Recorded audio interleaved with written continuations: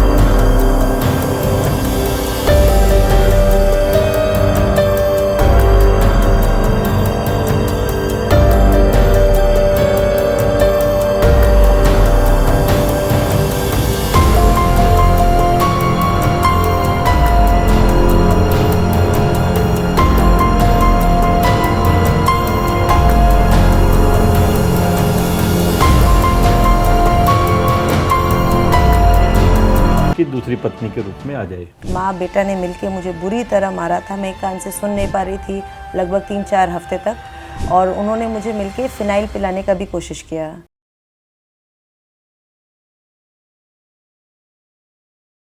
नमस्कार दोस्तों, आज रामनवमी है। आपको बहुत बहुत शुभकामनाएं। भगवान राम प्रतीक थे बुराई पर अच्छाई की विजय के और दानवों पर दैविक शक्ति की विजय के। वो पुराना समय था। रावण ने छल कपट से सीता का अपहरण किया और उसे अपने मोह जाल में फंसाने की कोशिश की, लेकिन लगता है आज भी उसी प्रवृत्ति के लोग इस समाज में जिंदा हैं।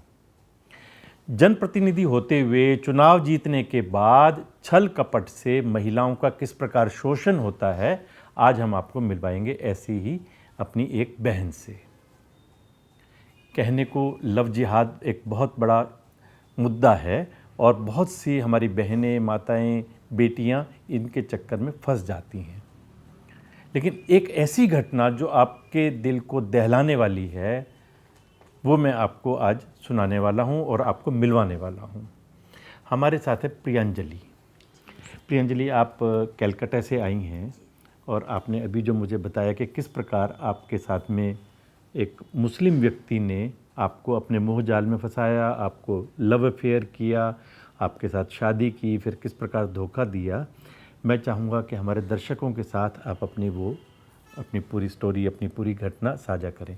सबसे पहले जानना चाहूँगा कि आपके साथ ये घटना कब घटी थी?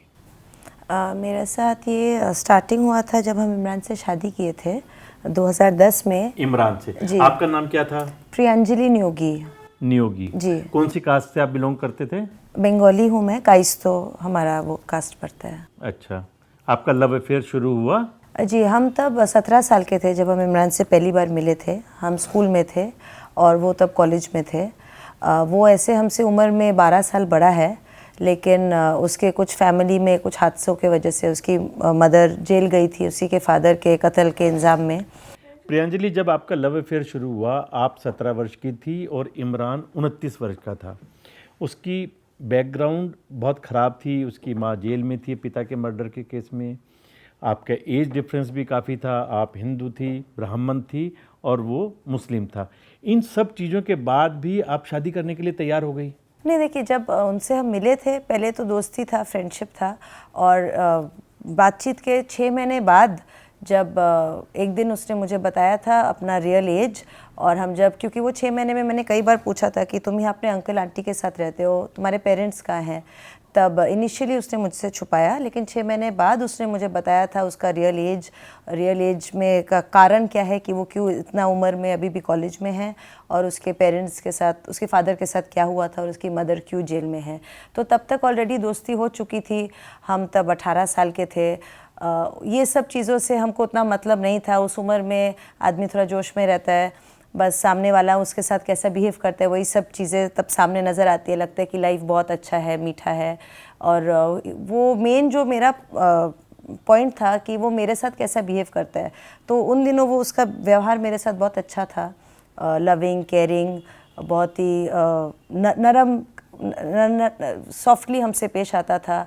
और धर्म को लेकर भी, कभी वो मुस्लिम है ये चीज़ लेके हमको तब प्रॉब्लम नहीं हुई थी, बिकॉज़ उसकी बातें, उसके सोच बहुत सेक्युलर था, बहुत लिबरल था।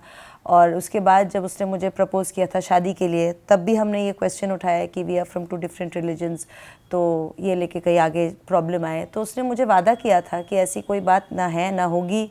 और इसीलिए हमने स्पेशल मैरिज एक्ट के तहत 9 फरवरी को हमने रजिस्टर कोर्ट मैरिज की थी।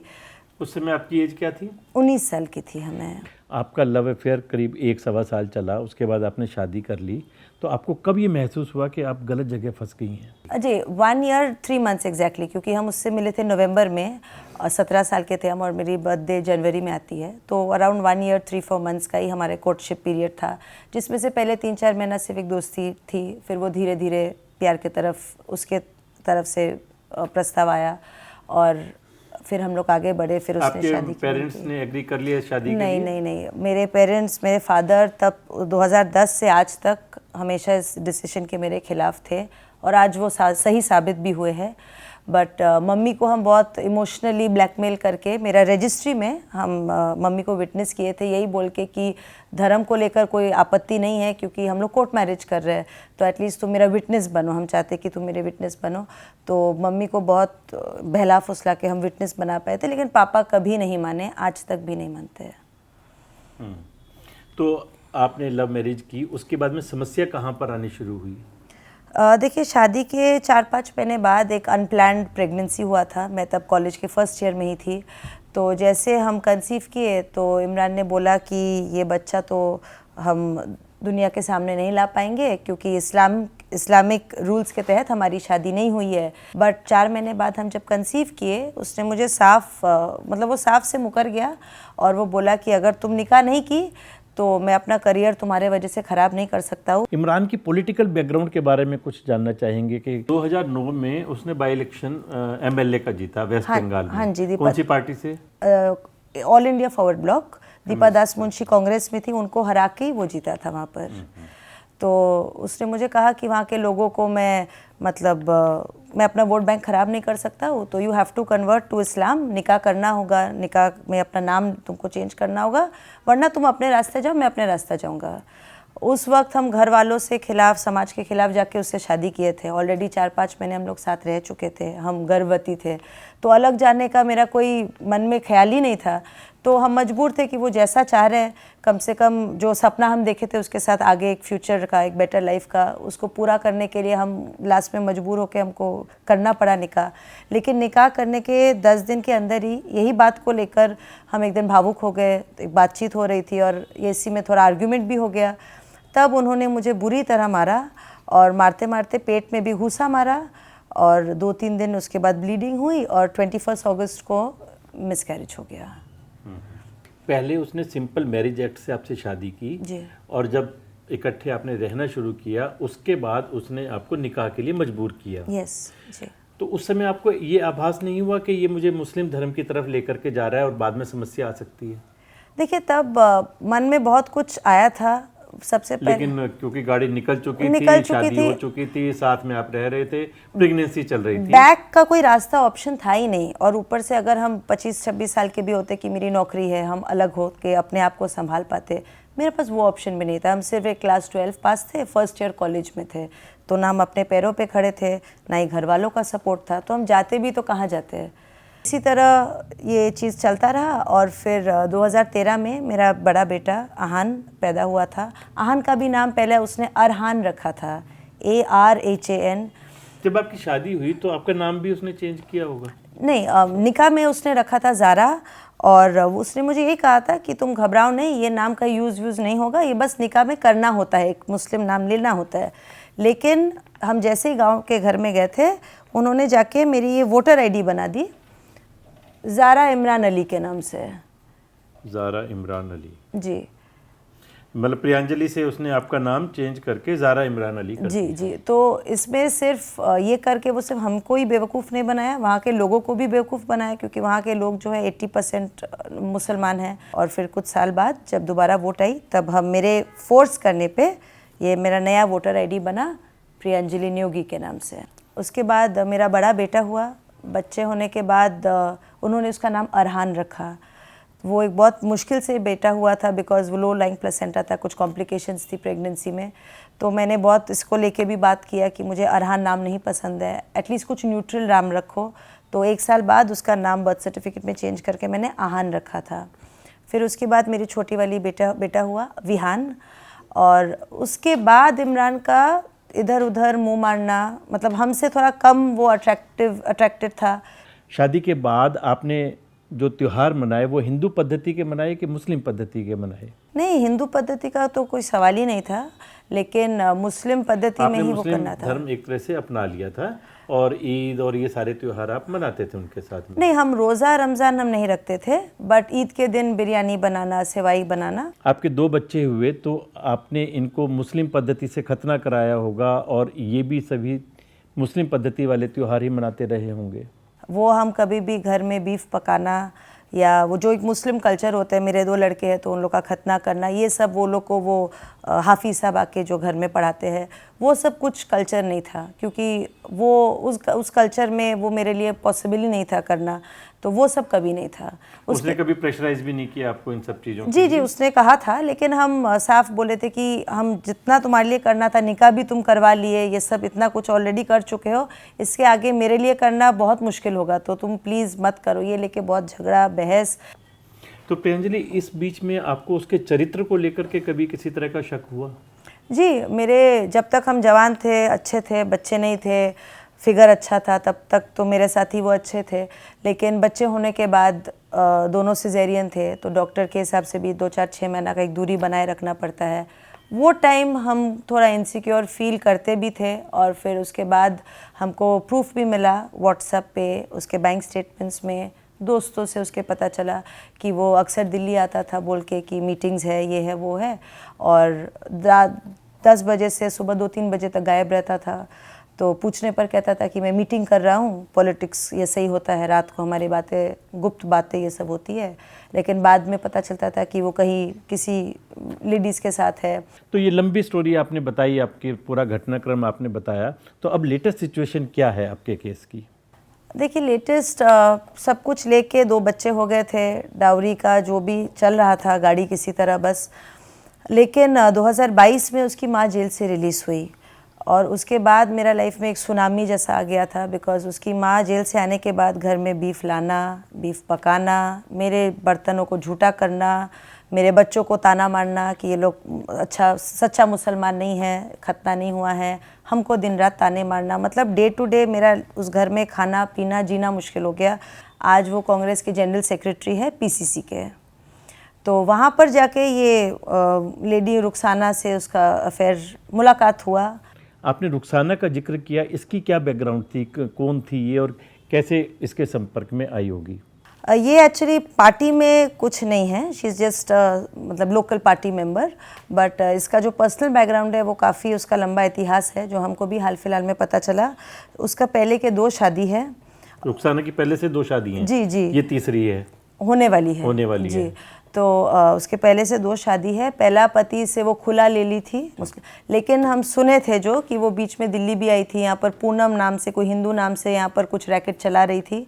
फिर यहाँ पे भी उसके कुछ स्कैम्स पकड़े गए, तो उसको मारने पीटने जब लोग आए तब वो भाग के वापस कलकत्ता गई, and again she became Rukhsana Begum. तो यहाँ पे कोई हिंदू नाम से वो अपना कुछ रैकेट चला रही थी। तो ये रुखसाना से उसका पार्टी में मुलाकात हुआ, बातचीत हुआ, फिर अफेयर स्टार्ट हुआ, और मेरी मदर इन लॉ ओपनली इस चीज़ को एक्सेप्ट करने लगी। और फिर कुछ दिनों बाद ओपनली मेरे सामने ये प्रपोजल रखी कि तुम रुखसाना से निकाह कर लो। तो ये बात तब हम बहुत स्टर्नली बोले कि मेरे जीते जी तुम दूसरा निकाह नहीं कर सकते हो। मतलब आपकी सास ये चाहती थी कि भी आप भी उसकी वाइफ बनी रहें और वो रुखसाना भी उसकी दूसरी पत्नी के रूप में आ जाए? पहले वो चाहती थी कि हमको और मेरे दोनों बच्चों को छोड़ दें, लेकिन फिर जब प्रॉपर्टी का एंगल आया कि घर तो मेरे नाम पे है, जब उन्होंने कहा तो हम बोले ठीक है, आप डिवोर्स दे दीजिए, आप और आपके बेटा मेरा घर छोड़ दीजिए, तो मेरा घर है, आप लोग चले जाइए।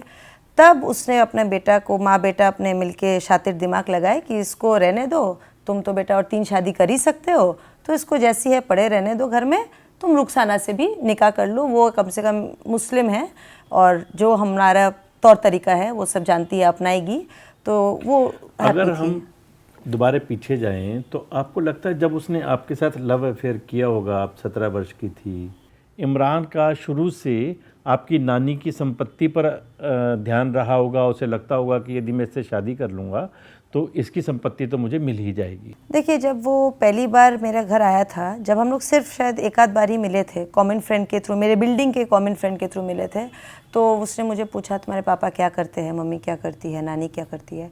तो मेरे पापा मरीन इंजीनियर है। अब मरीन इंजीनियर का एक अच्छा सैलरी होता है। मेरा घर बार उसने देखा था और तब हमारी 2 गाड़ियाँ थी, घर अच्छा था, 3 BHK बड़ा घर था। नानी के घर वो गया था मेरे साथ, तो मेरी नानी इन्वेस्टमेंट्स में मतलब काफ़ी वो अच्छा थी। शादी के टाइम उसने कुछ दहेज नहीं लिया था जब शादी हुई थी, लेकिन शादी और वो निकाह के तुरंत बाद ही दहेज का मांग आने लगा, क्योंकि उसको पता था कि इन लोग के पास है, ये लोग देना नहीं चाहते हैं और नहीं दे रहे हैं, और दे सकते हैं, मतलब है, ऐसा नहीं है कि नहीं है कि तो मारेंगे पीटेंगे भी तो कुछ मिलेगा नहीं, थोड़ा मजबूर प्रेशर करने से मिलेगा, और वो मिल भी रहा था मेरी नानी के थ्रू। लेकिन प्रॉपर्टी जब आया, जब वो देखा कि मेरी नानी हमको 1 करोड़ का लोन दी है, वो फ्लैट मेरे नाम पे रजिस्टर्ड हुआ। सेम टाइम में मेरी नानी उसी बिल्डिंग में 2nd फ्लोर पे एक और फ्लैट मेरी नानी ली थी मेरे नाम पे।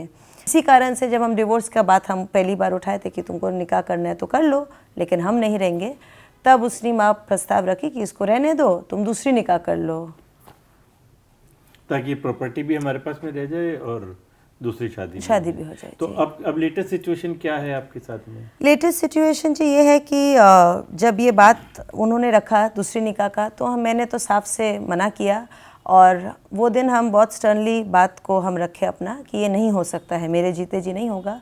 तो ये लेके बहुत आर्ग्यूमेंट हुआ, माँ बेटा ने मिलके मुझे बुरी तरह मारा था, मैं एक कान से सुन नहीं पा रही थी लगभग 3-4 हफ्ते तक, और उन्होंने मुझे मिलके फ़िनाइल पिलाने का भी कोशिश किया। तो that was a attempt to murder. हम समझ गए कि यहाँ पर मेरा रहने से मेरा जान पे मतलब ख़तरा है, मेरा बच्चा लोग पे मतलब ख़तरा हो सकता है, कि ये लोग कभी डाउरी मतलब प्रॉपर्टी के लिए ये लोग कुछ भी कर सकते हैं ताकि हमको रास्ता से हटाने के लिए।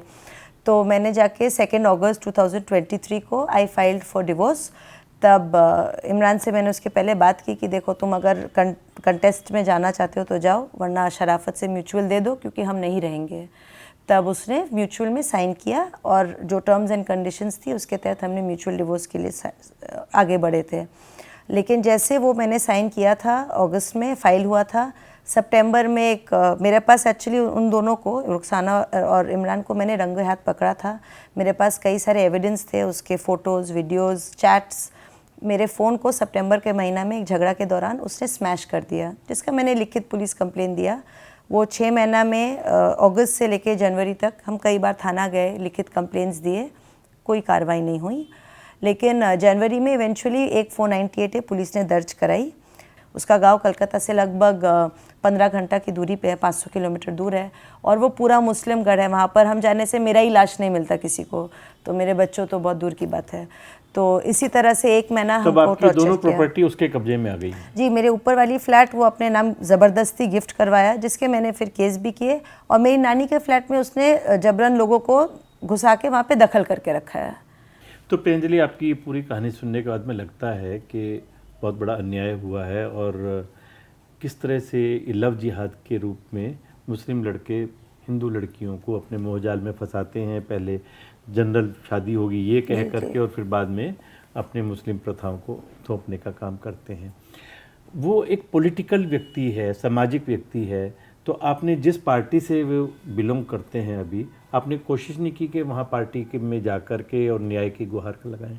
जी, लास्ट मंथ 15 फरवरी 2026 मैंने एक प्रेस कॉन्फ्रेंस किया था कोलकाता के प्रेस क्लब में। उसके बाद मैंने उनके पार्टी के जो अध्यक्ष है शुभंकर सरकार जी, ये मैंने उनको एक लिखित चिट्ठी भी जमा दी थी कि उनको सस्पेंड किया जाए, क्योंकि मेरे जितने भी वेस्ट बंगाल प्रदेश कांग्रेस कमेटी के हाँ जी, अच्छा। शुभंकर सरकार जी। अब इन्होंने कांग्रेस ज्वाइन कर ली फॉरवर्ड ब्लॉक के बाद, जी जी जी। तो इस पर भी उन्होंने कोई कार्रवाई नहीं की? कुछ नहीं, उन्होंने कहा कि हम देख रहे हैं डिसिप्लिनरी एक्शन है, लेकिन ये जो भी मैटर है ये पर्सनल मैटर है आपका, तो पार्टी कुछ नहीं बोल सकता है। आप ये सारी बातें लेकर के दिल्ली में आई, दिल्ली में आपने कांग्रेस ऑफिस के बाहर भी धरना दिया, लोगों से मिलने की कोशिश की, आपको न्याय मिल सका क्या? कांग्रेस पार्टी इतनी बड़ी एक नेशनल पार्टी है, अगर एक पार्टी इस तरह का एक डेंजरस आदमी को प्रमोट कर रहा है, अपने छत्रो छाया में रख के उसको बढ़ावा दे रहा है, तो ये तो कहीं ना कहीं बहुत गलत है। और इसी पार्टी में सोनिया गांधी जी है, प्रियंका गांधी जी है, जो कहते हैं कि मैं लड़की हूँ, लड़ सकती हूँ, लेकिन हम एक लड़की होके जब हम लड़ रहे, कोशिश कर रहे अपने हक के, उनका कोई सपोर्ट आपको कोई नहीं? सपोर्ट नहीं। हम 10 जनपद गए, उन लोगों को ये सब चिट्ठियाँ भी मैंने दिया है। राहुल कब आप गांधी जी दिल्ली आए हैं अपने इस अन्याय के खिलाफ जी। लड़ने के लिए और इन लोगों के दरबार में अपनी हाजिरी लगाने जी, के लिए, जी, उनसे जी। रिक्वेस्ट करने के लिए कि आपको न्याय मिले, लेकिन अभी आपको कोई कुछ नहीं आसार नजर नहीं आ रहे हैं? हम एक महीना वेट किए ये चिट्ठी कलकत्ता में देने के बाद भी, लेकिन शुभंकर जी कुछ नहीं बोले हमको। फिर लास्ट में हम दिल्ली आए, ये मेरा लास्ट ऑप्शन था। तो बेसिकली आज हमको समझ में आता है कि वो हमको इस्तेमाल करके अपना जन्नत का टिकट बनाया है। तो हमको हर तरह से इस्तेमाल किया है, चाहे वो जन्नत का टिकट बनाना हो, अपने आप को एनरिच करना हो, मेरा प्रॉपर्टी छीनना हो, मेरा बॉडी का शारीरिक यूज़ करना हो, और आज हमको और मेरे दोनों बच्चों को बस फेंक दिया है अपने लाइफ से। विहान, जब आप पापा के साथ, मम्मा के साथ रहते थे, तो पापा मम्मा को मारते भी थे कभी? हाँ, बहुत मारते थे, लात पात मारते थे, भूसा मारते थे, प्लेट फेंकते थे, और क्या देखा आपने? और चप्पल से मारते थे। और आपने क्या देखा?